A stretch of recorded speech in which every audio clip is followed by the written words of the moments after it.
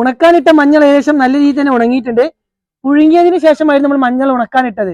ഇപ്പൊ നല്ല രീതിയിൽ ഉണങ്ങി. ഇനി ഈ മഞ്ഞൾ പൊടിയാക്കുന്നതിന് മുന്നേ കുറച്ച് കാര്യങ്ങൾ കൂടെ ചെയ്യണം. അതാണ് ഈ വീഡിയോയിലൂടെ നിങ്ങളെ കാണിക്കുന്നത്. അപ്പൊ ആദ്യം തന്നെ മഞ്ഞൾ ഈ ബേസണിലോട്ട് വാരിയിടുകയാണ്. നമ്മൾ അധികം പൊടി വരാതെ തന്നെ ഇത് വാരിയെടുക്കണം. അടിഭാഗം കുറച്ച് പൊടിയുണ്ട്, പൊടി ലാസ്റ്റ് ആയിട്ട് എടുക്കാനാണ്. അപ്പൊ ഇതുപോലെ കുടഞ്ഞ് വലിയ മഞ്ഞൾ മാത്രം ആദ്യം എടുക്കുക. ഇത്രയും മഞ്ഞൾ ഇപ്പൊ നമ്മൾ ബേസണിൽ എടുത്തിട്ടുണ്ട്. ആദ്യം തന്നെ ചെയ്യേണ്ടത് ഇതിന്റെ ഈ തൊലികൾ കളയാനാണ്. മുഴുവനായിട്ടല്ല, ഈ കറുത്ത തൊലികളൊക്കെ ഉണ്ട്, അത് ആദ്യം തന്നെ കളഞ്ഞ് ഇതിൽ നിന്ന് ഒഴിവാക്കണം. എന്നാൽ മാത്രമേ നമുക്ക് പൊടിക്കുന്ന സമയത്തൊക്കെ നല്ല നിറത്തിലുള്ള മഞ്ഞൾ കിട്ടുള്ളൂ. നല്ല മഞ്ഞ നിറത്തിലുള്ള മഞ്ഞൾ കിട്ടണമെങ്കിൽ, മഞ്ഞൾപ്പൊടി കിട്ടണമെങ്കിൽ ഇതിന്റെ ഈ തൊലി കളയണം. മെയിനായിട്ടുള്ള തൊലികളൊക്കെ ഇതിൽ നിന്ന് കളയണം. അപ്പൊ അത് ചെയ്യാൻ വേണ്ടി പോവുകയാണ്. അങ്ങനെ ഇത്ര തന്നെ മഞ്ഞളാണ് എടുത്തിട്ടുള്ളത്. എന്നിട്ട് നമ്മൾ ആദ്യം തന്നെ കുറച്ച് മഞ്ഞൾ ഇതുപോലെ ചാക്കിലിടുകയാണ്. നമ്മൾ ഇതിന് ഉപയോഗിക്കുന്നത് ഇതുപോലുള്ള ചണച്ചാക്കാണ്. ഇതിലിട്ടതിന് ശേഷം നമ്മൾ ചെയ്യുന്നത് ഇതുപോലുള്ള കല്ലിലിട്ടിട്ട് ഇതിങ്ങനെ അടിക്കുകയാണ്. നമ്മൾ ചാക്കിലിട്ട് അടിക്കുമ്പോൾ ഇതുപോലെ തല തിരിച്ചും മറിച്ചും അടിക്കണം. എന്നാൽ മാത്രമേ എല്ലാ ഭാഗത്തുള്ള തൊലിയും ഒരേപോലെ പോയി കിട്ടുകയുള്ളൂ. ഇതുപോലെ നമ്മൾ അടിച്ചെടുക്കുകയാണ്. ഏകദേശം അടിച്ച് കഴിഞ്ഞിട്ടുണ്ട്. അത് നമ്മൾ ഈ മുറത്തിലോട്ട് ചെരിയാണ്. ഏകദേശം തൊലികളെല്ലാം പോയിട്ടുണ്ട്. നമ്മളെ കറുത്ത നിറത്തിലുള്ള തൊലി മാത്രമാണ് പോകുന്നുള്ളൂ, മുഴുവനായിട്ട് തൊലികൾ പോവില്ല. നമ്മൾ അടിച്ചെടുത്ത മഞ്ഞളിൽ പൊടികൾ ഉണ്ടാവും. അപ്പൊ പൊടി കളയാനായിട്ട് കുറച്ചൊക്കെ മുറത്തിലിട്ടിട്ട് ഇതുപോലെ ചേറിയെടുക്കണം. അപ്പൊ കുറച്ച് മുറത്തിലിടുകയാണ്. എന്നിട്ട് വേണം നമുക്ക് ചേറിയെടുക്കണം.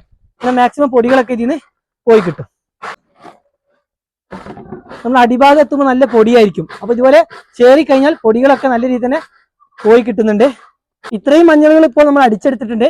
കുറച്ചുകൂടെ നമുക്ക് അടിച്ചെടുക്കാനുണ്ട്, ബാക്കിയുള്ളത് അവിടെ നിൽക്കുകയാണ്. അപ്പം അടിച്ചെടുത്ത് നിങ്ങളെ കാണിച്ചു തരാണ്.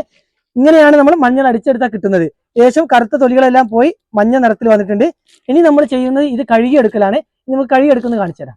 അടിച്ചെടുത്തിട്ടുള്ള മഞ്ഞളെ നമ്മൾ ഇതുപോലെ കഴുകിയെടുക്കുകയാണ്. ഇതിലുള്ള പൊടികളും അതുപോലെ തന്നെ നമ്മൾ ഒരു ദിവസം പുറത്ത് ഉണക്കാനിട്ടാണ്. അപ്പൊ പൊടികളും മറ്റെല്ലാം ഇതിന് പോകണം. അതുപോലെ തന്നെ മഞ്ഞളുടെ പോകാനുള്ള ബാക്കിയുള്ള തൊലികളും നമ്മളിങ്ങനെ കഴുകിയെടുക്കുന്ന സമയത്ത് കുറെ പോയി കിട്ടും. ആദ്യം കഴുകിയ വെള്ളം നമ്മൾ ഇതുപോലെ ഒഴിവാക്കുകയാണ്. എന്നിട്ട് ഒന്നുകൂടെ നമ്മൾ കഴുകിയെടുക്കണം.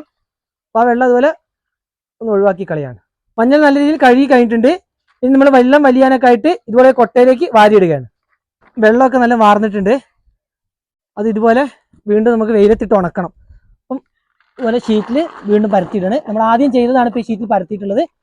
അപ്പം ഇനി ആവുന്നത് ഇതുപോലെ ഷീറ്റിൽ നമ്മൾ ഇതുപോലെ പരത്തിയിടണം.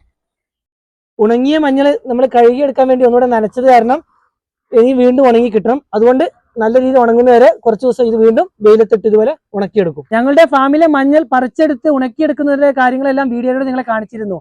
ഇങ്ങനെയൊക്കെ ചെയ്യുന്നത് കൊണ്ട് മഞ്ഞളിന് നല്ല നിറവും നല്ല ക്വാളിറ്റിയും ഉണ്ടാവും. ഇതുപോലുള്ള മഞ്ഞൾപ്പൊടി ആയതുകൊണ്ട് ഞങ്ങളുടെ ഫാമിലെ മഞ്ഞൾപ്പൊടിക്ക് നല്ല ഡിമാൻഡാണ്.